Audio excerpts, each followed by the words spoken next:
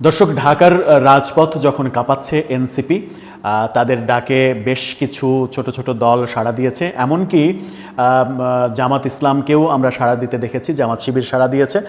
আওয়ামী লীগ নিষিদ্ধের দাবিতে তারা যখন বিভিন্ন কর্মসূচি পালন করছে, রীতিমতো সরকারকে আলটিমেটাম দিয়েছে যে তারা শাহবাগ ছাড়বে না যদি আওয়ামী লীগ নিষিদ্ধ করা না হয়, শাহবাগেই বসে থাকবে। সেরকম পরিস্থিতিতে একটি খবর চাঞ্চল্যের সৃষ্টি করেছে। এনসিপির এক নেতার বিরুদ্ধে হত্যা মামলা দায়ের করা হয়েছে। সাথে এবি পার্টির যে এবি পার্টি এনসিপির এই আন্দোলনের সঙ্গেও রয়েছে, এবি পার্টির একজনের নামেও হত্যা মামলা করা হয়েছে। কেন এনসিপির নেতার নামে হত্যা মামলা করা হলো, কেন তিনি কাউকে হত্যা করলেন, সেই আলোচনাটা করে বোঝার চেষ্টা করব আদতে কি ঘটছে। যে খবরগুলো আসলে গণমাধ্যমে খুব একটা যে আসছে সেটা বলা যায় না, নীরবে নিভৃতেই হয়তো পাশ দিয়ে চলে যাচ্ছে, আমরা টেরও পাচ্ছি না। এনসিপি বিভিন্ন নেতারা বিভিন্ন বিতর্কে জড়িয়ে পড়ছেন, সেগুলো যখন টক অফ দ্য কান্ট্রি হয়ে যাচ্ছিল তখনই অভিযোগ রয়েছে, তখনই তাদের সেই সমালোচনার ব্যাপারটাকে ডাইভার্ট করতেই তারা যে কোনো মূল্যে আওয়ামী লীগকে নিষিদ্ধ করার ইস্যুতে গেছে, যেন এইটাতে মাঠ গরম হয়। তারা বিভিন্ন সমালোচনামূলক যে ব্যাপারগুলো চলছে সেগুলো থেকে একটু উতরাতে পারে। এটা রাজনৈতিক কৌশল, রাজনীতিবিদরা রাজনৈতিক কৌশল নেবে, সেটাই স্বাভাবিক। কিন্তু হত্যা মামলা কেন হলো এনসিপি নেতার বিরুদ্ধে, সেই আলোচনাটা করার চেষ্টা করবো এই ভিডিওতে। এনসিপি নেতার বিরুদ্ধে হত্যা মামলা, সাথে এবি পার্টির নেতাও রয়েছে। এবি পার্টি এবং এনসিপি নেতা সহ 6 জনের বিরুদ্ধে একটা হত্যা মামলা হয়েছে কক্সবাজারে। কক্সবাজার সদরের খুরুশকুল কুলিয়াপাড়ায় আল্লাওয়ালা হ্যাচারিতে আলী আকবর নামের এক যুবক খুনের ঘটনায় এনসিপি নেতা রায়ান কাশেম ও আমার বাংলাদেশ এবি পার্টির কেন্দ্রীয় ভাইস চেয়ারম্যান জাহাঙ্গীর কাশেম সহ 6 জনকে আসামি করা হয়েছে। এই রায়ান কাশেম এবং জাহাঙ্গীর কাশেম এই দুজন হচ্ছে পিতা পুত্র। মঙ্গলবার দিবাগত রাতে মামলাটি নথিভুক্ত করা হয়েছে বলে গণমাধ্যমে এসেছে।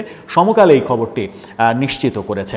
আপনারা সমকালের এই নিউজের স্ক্রিনশটটা দেখে নিতে পারেন। সমকাল শিরোনামই দিয়েছে যে এনসিপি ও এবি পার্টির নেতাসহ 6 জনের বিরুদ্ধে হত্যা মামলা।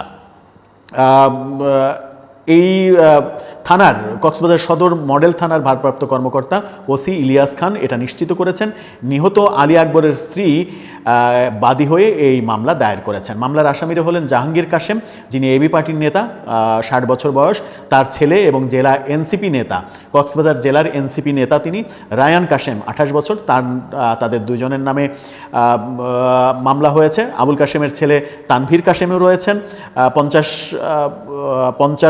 বছর বলছে, এটা বোধহয় বয়সটা ঠিক হয়নি। আল্লাওয়ালা হ্যাচারির ম্যানেজার আনোয়ার রয়েছে, আলী আহমেদের ছেলে মোহাম্মদ হুসাইন রয়েছে এবং রেজাউল করিমের ছেলে মিজানুর রহমান ছাড়াও অজ্ঞাত পরিচয় 4-5 জনকে আসামি করা হয়েছে। পুলিশ হেফাজতে থাকা হ্যাচারি পরিচালক রায়ান কাশেমকে ফৌজদারি কার্যবিধির 54 ধারায় আদালতে সোপর্দও করা হয়েছে। কক্সবাজার সদর জ্যেষ্ঠ বিচারক হাকিম আক্তার জাভেদের আদালত থেকে তাকে কারাগারে পাঠানোর নির্দেশও দেওয়া হয়েছে। মিজান এবং হোসাইন নামের আরও 2 জনকে সোমবারে কারাগারে পাঠানো হয়। আসামিপক্ষের অ্যাডভোকেট জানিয়েছেন তারা এই ঘটনায় রায়ানের সম্পৃক্ততা না থাকার বিষয়ে নানা যুক্তি তুলে ধরেছেন, কিন্তু আদালত এই হত্যাকাণ্ডের ঘটনায় সন্দেহভাজন হিসেবে তাকে কারাগারে পাঠানোর নির্দেশ দিয়েছেন। এনসিপি নেতা রায়ানের কথা বলছি, তাকে আদালত কারাগারে পাঠিয়ে দিয়েছেন। তবে আদালত রায়ানকে সুচিকিৎসার জন্য কারা কর্তৃপক্ষকে নির্দেশ দিয়েছেন। রায়ান অসুস্থ এই অজুহাত দেখিয়েছে অ্যাডভোকেটরা, সেই অজুহাত দেখিয়ে তার জামিন চেয়েছে। সেই জামিন না দিয়ে আদালত বলেছে যদি অসুস্থ হয় তাহলে তার চিকিৎসা যেন জেলেই হয়। এই ঘটনায় কারাগারে থাকা রায়ান কাশেম জুলাই অভ্যুত্থানে বৈষম্যবিরোধী ছাত্র আন্দোলনের সমন্বয়ক। তিনি সম্প্রতি আত্মপ্রকাশ করা জাতীয় নাগরিক পার্টি এনসিপির জেলার নেতা হিসেবে কাজ করছেন। গত রোববার রাত 10টার দিকে খুরুশকুলের কুলিয়াপাড়া ও মাঝিরঘাট এলাকায় আল্লাওয়ালা হ্যাচারি নামে ঘেরে আলী আকবর নামের ওই যুবককে হত্যার অভিযোগ ওঠে এবং রায়ান এই হত্যাটা করেছে, বাপ বেটা মিলে এই হত্যা করেছে তেমন অভিযোগ হয়েছে। নিহত আকবর আলী খুরুশকুলের কুলিয়াপাড়ার মৃত দানু মিয়ার ছেলে। এই যে রায়ান এবং তার পিতা দুজন, পিতা এবি পার্টির এবং ছেলে এনসিপির, বাপ বেটা 2 দলের এনসিপির নেতা, তার বিরুদ্ধে মামলা হলো এবং মামলায় তাকে কারাগারে প্রেরণ করা হলো।